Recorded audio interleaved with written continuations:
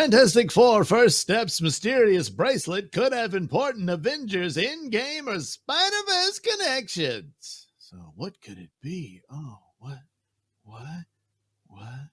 So apparently a little teaser was released for the toys based on the Fantastic Four movie, and people zeroed in on these bracelets. Now I noticed the Thing is not wearing one, but then his wrists are huge. I don't know, maybe he'll wear it as a nose ring or something. And then Johnny, of course, probably burns it off. So maybe if they just hold hands with Reed and Sue, they can use it. So what does it mean? Well, of course, Tony invented these things in Endgame so that they could travel back in time and undo what Thanos did, And that was the means by which to travel through the quantum realm to go into an alternate timeline or what have you, and get Infinity Stones that way to undo Thanos.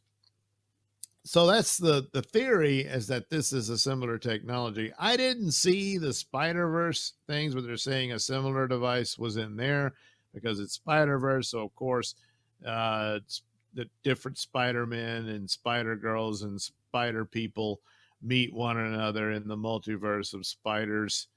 I'm not a fan of the Spider-Verse idea. I don't have a problem with multiverse stories. I grew up on it with DC Comics, but it was very simple and not as scattered and crazy as they're doing it now. And the thing about Spider-Man, there's been so much emphasis on that to where he's just one of, I don't know, thousands of spider people. Kind of not that special anymore, is it? So anyway, that's apparently I guess it was a handheld thing. I don't know. Never bothered to watch those. So, but it probably fits in. And good Lord, they're probably going to have some of the Spider-Verse people show up in this multiverse shenanigans they're going to do with Doomsday and Secret Wars. So odds are there is something to it. It's almost like he's making brass knuckles or something. But anyway, then there's this poster art of the actual actors in their suits and everything, and oh look, Reed's got one and Sue's, I guess, wearing on it, but we'll go with it. And then of course the plot leaks have been all over the place, and it's more than likely they're going to have to escape their universe, probably using similar technology, and it's probably that Reed can come up with the same thing that Tony Stark did, and off they go and end up in the MCU. So there you go. How about that? Isn't that something? So that's probably the deal. A lot of times when they release the toys and stuff, now I think this is the only image they did. They don't want you to see them in their entirety. I don't know why, really, because we've already seen them in their suits and stuff. But nevertheless, they'll give away clues to the plot of the movie and whatnot, especially when it's what villain's going to show up and that kind of thing. But here it's, hey, look, they're wearing those things. So there's probably something to it, probably. Does this? No, it does not. Maybe. Okay, there it goes. That should do it. Yeah. So what else for Fantastic Four? Well, we've got bold new universe of Fantastic Four with new poster and images. That's what the title of the Cosmic Book News says. But boy, a lot of people were like, God, enough with Pedro Pascal, because he's everywhere and that kind of thing. Yeah, he's a good enough actor. He can probably do all right, I guess. But he, and I guess they gray his hair. I don't know why he had to keep his mustache, though. And sometimes Reed Richards does have a full beard, so maybe he should have just gone ahead and grown the beard out. And I guess could have made that work. Well, whatever. But then this guy, that's supposed to be Ben Grimm. I mean, granted, he's going to turn into the Orange Rock guy, but Ben Grimm's supposed to be like a football player looking dude, and I don't know. It's miscast. I guess these two, they fit the characters more than the other two, but I don't know.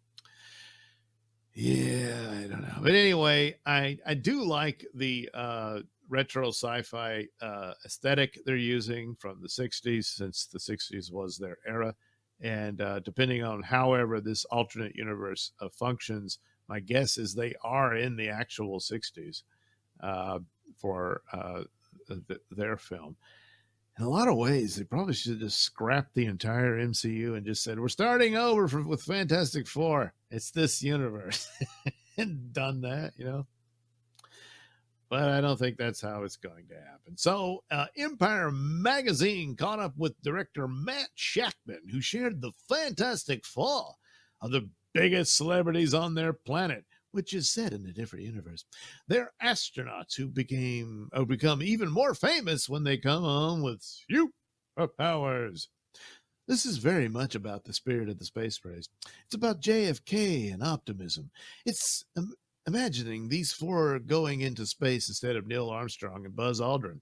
This idea is that they are the most famous people in America because they're adventurers, explorers, astronauts, not because they're superheroes. Well, I imagine the superhero part is going to become a bigger part of the rest. But anyway, and they come back and they're superheroes on top of it. But primarily they're astronauts. They're superheroes. Come on. You know, it's like, yeah, you know, astronaut. But when they come back with all those powers, that's all anyone's going to talk about. Shackman also says his Marvel film was heavily inspired by legendary director Stanley Kubrick, who's known for 2001: A Space Odyssey. A Clockwork Orange, I doubt you'll see much of that kind of imagery. The Shining, hardly any of it. That, unless, you know, Dr. Doom is not. Full Metal Jacket, good Lord, I don't think we'll get any of that here. But 2001: Space Odyssey, well, yeah, they'd probably go for that aesthetic, you know. Shackman continues, I really wanted to go with as grounded a version of space as possible. So no wormholes, giggle. Their tech is very much retro future, but it's also booster rockets. Well, yeah, it's a combination of Marvel and Apollo 11. I really wanted it to feel like it was made in 1965, the way Stanley Kubrick would have made it, within reason. So apparently in the 60s, if Stanley had been recruited to do the Fantastic Four movie, it might have looked like this. I doubt it, but anyway, set in its own universe. Well, yeah, it's in its own universe, but for how long? We're in our own universe, which is wonderful and liberating. Yeah, you don't have to worry about what's all been done before. So you're creating your own. But if they're going to become the Fantastic Four of the MCU, then, there's really no other superheroes. Uh-oh. Well, there goes that theory that Dr. Doom looks like Tony Stark because he took over Tony Stark's body, you know.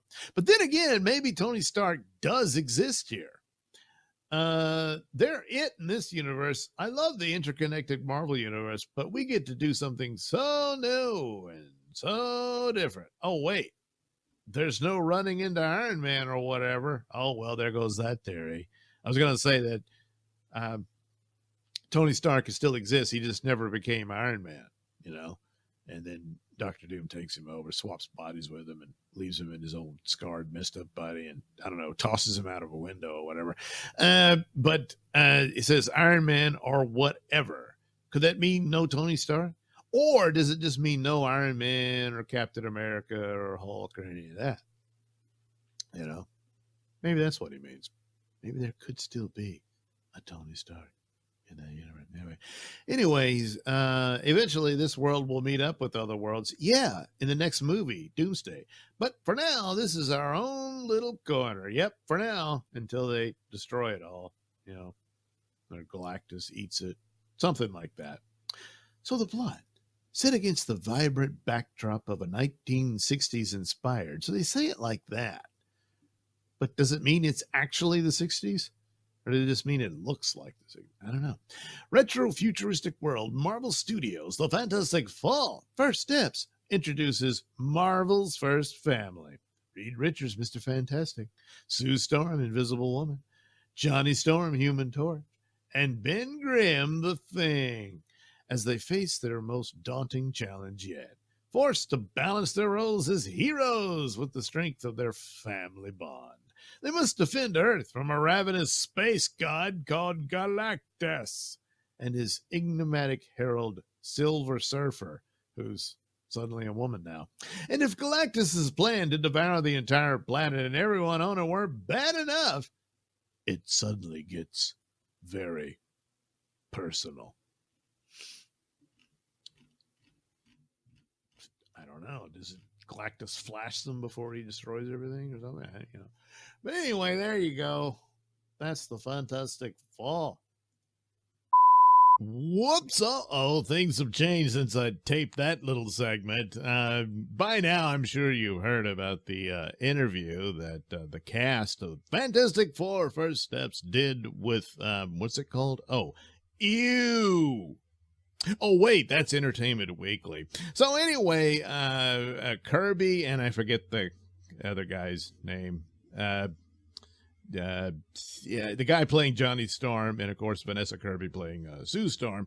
Well, they weighed in on that they're going to explore gender politics, and of course Vanessa had to go on about that Susan Storm was depicted as a doormat in the original iteration of Fantastic Four in the comic books, which is a very, very simplistic and mostly ignorant depiction of how that unfolded and whatnot. But then the other thing was Johnny in and of himself of being completely and utterly rewritten to where it's not even the same character anymore. So what's the point? And just this strange living in a bubble idiocy of the characteristics of Johnny. Hey, it just wouldn't play well today. And the dynamics there that you would have, I mean, certainly not just with his relationship with women, but his relationship with Ben Grimm and that back and forth and the teasing and the ribbing they do and then the full-blown arguments and fights they get into. And it gives more power to it that despite their differences and whatnot, they form this family. They come together when it matters most, you know, and it gives a much bigger gravitas to the relationship throughout the Fantastic Four. The same is true with the marriage of Reed and Sue and how different they are from one another, and the individual pursuits and how they approach life and whatnot. And in the end, they complement one another, and that such is the nature of relationships and what. Because you're going to find that people aren't like you are. You know, and life is about navigating that, the different personalities you will encounter. Yes. So overall, some of the approaches to this interview is like, well, you know, actors, they say stuff and they try to, you know, they appeal to perhaps the Entertainment Weekly reporter conducting this interview, and also, boy, they want to sound smarter than they really are, and they tend to just default to you know, leftist idiocies and whatnot. But considering the track record of Marvel of late, boy, this is a giant red flag. There's some interesting things just aesthetically about the film. You know, Galactus is there. You see him in the teaser, and boy, it looks like him, you know, but of course we got to have a gender swapped Silver Surfer. Why? Well, you know why. So odds are they've learned nothing, and that sort of crap is in there. Now, the problem with that, even if it's ultimately unfair that these are minor tidbits throughout the story, the bulk of the movie is whatever adventure that the Fantastic Four are going through in it. A whiff of wokeness is enough to kill a movie or a show. A lot of times, and more times than not, as this continues on, it's probably going to be unfair to quite a few projects. But the woke era has irradiated the landscape, and that fallout is going to have some long legs. And it's unfortunate, but such are the consequences of foolishness like that. The brand is in terrible trouble. They just completed the Daredevil show. I didn't like it. It's a big disappointment. There's some cool elements here and there, but not enough to save it. And but the crucial thing about it is for the health of the MCU brand. It looks like the bulk of the audience has given up, and they didn't even show up for Daredevil. No one could know for sure how poorly the show would do, narratively and what have you. But they didn't even bother to show up to see it. And in the first few episodes, I was like, well, it deserves a chance. There's some good stuff here. And then as it kept going, I was like, oh my God. But still, nobody knew that until they saw it. And the bulk of the Marvel audience, it appears, didn't bother. And this is one of the more popular characters, the same actor, and it gave the appearance that it was going to be, at least try to be similar to the Netflix series, which was, just great. But it didn't really deliver that overall. But nevertheless, just that tease and lure was not enough. You would have thought like the first few episodes would rate very highly and would do very well. And then as it, the views would diminish when they're seeing it's not that great of a series and that sort of thing. Well, that would be understandable, but they didn't show up at all. So Fantastic Four dumping this sort of stuff out there on the floor like that, especially after what Disney went through with their Snow White movie and Rachel Zegler and all that. This kind of thing, it's nowhere near on par with that kind of damage, but it's similar in that aspect. And like I said, just a whiff of wokeness. And they're not going to show up. They may have already decided before you even, got a glimpse of this type of foolishness in an interview and that sort of nonsense. But nevertheless, it can really doom this thing. So I guess it's great news for Superman because that's the distinguished competition coming out in July. So, yeah. So, boy, Superman, if you can kick it out of the park, or knock it out of the park, rather, you may have something. A little dubious overall, considering what they're doing with Lanterns, at the very least, and having Tom King on staff and all that. But anyway, that's a whole other story. Nevertheless, it looks like Marvel hasn't learned anything. And they're in serious trouble. Probably, just possibly, it's already too late. And not even Robert Downey Jr. can save them. So, good luck, Fantastic Four. Will the first steps also be the last? Well, time will tell. First look at female Silver Surfer in Fantastic Four. Here she is. The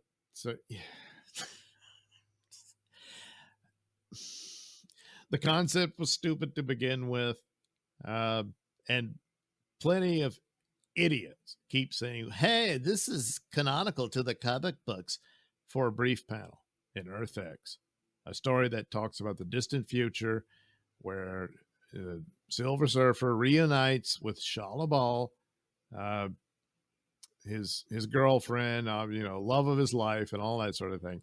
And then she too is made silver so that they can ride the surfboard together throughout the universe. And that's like the happy ending, ultimate outcome for them. If they're going to count something as obscure as that, then they might as well go ahead and say Aunt May became the Silver Surfer, because there was a what if comic where she did. There is no argument for it. The only argument is, hey, they got a quota to fill and there's just too many men in the cast. There's 3 men and a woman. We need another woman in there. So I guess, count your blessings that Galactus wasn't made into a woman. That could have been an option, From what we've seen of Galactus, it looks like Galactus. So that's a big positive. The other aspect of this is well, it's multiverse shenanigans, which is also hamstringing the whole story. But at the same time, I, they cross over into the MCU, and there's Norrin Rad Silver Surfer there, maybe for future Fantastic Four films, provided MCU can survive long enough for that to happen. And then finally, the aspect is, what crappy CGI is this? I mean, even the article goes, the comparison to, the old Fantastic Four movies, which is a long time ago. And look, it's, my God, what the hell? The Terminator, all the way back in 91, 92 was better than this. And you say, well, it's unfinished or what? Come on. I mean, this is like the Flash level CGI, Well, Marvel Studios has released the full trailer for the Fantastic Four First Steps, which reveals the first look at the female Silver Surfer played by Julia Garner, who was a great actress in Ozark, but man, I don't think this is going to do her any favors. The Silver Surfer is actually a male character in the comics, Norrin Rad, who first appeared way back in 1966, created by Jack Kirby. Yeah, he didn't look anything like that. Well, he, was silver. Anyway, however, instead of using the real version, much like Kevin Feige has done with the MCU since the release of Captain Marvel, Feige has wiped out decades worth of stories from legendary creators, all for the sake of an agenda. Yeah. Recent failures from Feige include Captain America Brave New World, featuring a replacement Captain America, and The Marvels, the MCU's lowest grossing film of all time. Even though, it's bad, don't get me wrong. But there was worse fare than that. But it was a slow decline, you understand. One after another. These movies stink, So Thunderbolts is predicted to be Feige's next flop. And it's probably unfair. But nobody knows what that is. And with all the other Marvel movies being turds, this little movie doesn't have a chance, So, what are you going to do? So similar to Brave New World, The Marvels also features two replacement characters no one is interested in, with Brie Larson's Captain Marvel, originally Miss Marvel, and Iman Vellani's Miss Marvel. So, well, there you go. You see, no one knows, and there's no real grounds, swell or what have you, fan base to precede it, whereas the other characters did, decades worth. We also see the CGI Feige used for the female Silver Surfer looks hideous and as bad as She-Hulk. Yeah, it might even be worse. It's just the stills. You go look at the trailer and she's flying around. She-Hulk is another bomb from Feige, just like most of the MCU shows on DP. Things are so bad that Disney CEO Bob Iger has slashed the Marvel budgets, and it's reducing content and is reducing content. Well, maybe that's the deal. They just don't have the money for CGI. Some of the elements look good, like I said, the retro future looking of the city and stuff, but I guess that's where all the money went. I don't know. Anyway, the CGI for the female Silver Surfer also looks a lot worse than what Fox did 20 years ago. Fantastic Four Rise of the Silver Surfer was released in 2007, and that Silver Surfer, played by Doug Jones and voiced by Lawrence Fishburne, looks a lot better. Hey, he's right. It does. Wait. I also think the special effects for the Chris Evans Human Torch look better than what Feige has done with Joseph Quinn's version, who seems pale by comparison. Yeah, probably. Recently also saw it learned that Feige is reimagining the Fantastic Four for the modern MCU audience, which doesn't exist. Among the changes includes making Vanessa Kirby's Sue Storm better than everybody else. Yeah, you get that from the trailer. So that was rumored for a long time that was the direction for the film. And it looks like, yeah, that's exactly what it is. Pedro Pascal plays Reed Richards. This is a big simp. Yeah, he might as well not even be there. It's what it looks like in the trailer. Johnny Storm gets emasculated. I guess in the the Entertainment Weekly articles certainly indicates that. And the Thing gets castrated. Good Lord. His rock fell off and went, oh, can his voice get it? Yeah, it's a bad cast. They're all badly cast. It's not just Pedro. It's all of them. It's bad. And yeah, that's not Ben Grimm either, you know. I mean, it's brief snippets, so maybe they'll get into it, but geez, everything seems to confirm all the worst rumors that came about. So Matt McCloy says, I'll ask the MCU stands that can't deal with reality. How's it working out? The reality is that the MCU is a shadow of its former self. Hashtag rest in peace, MCU continues.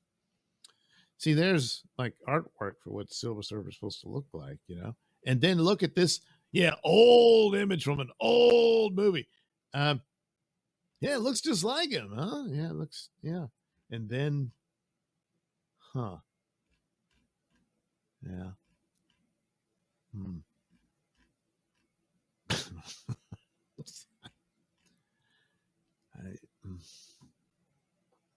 It's not her fault. They just couldn't afford the CGI, you know. So again, great news for Superman.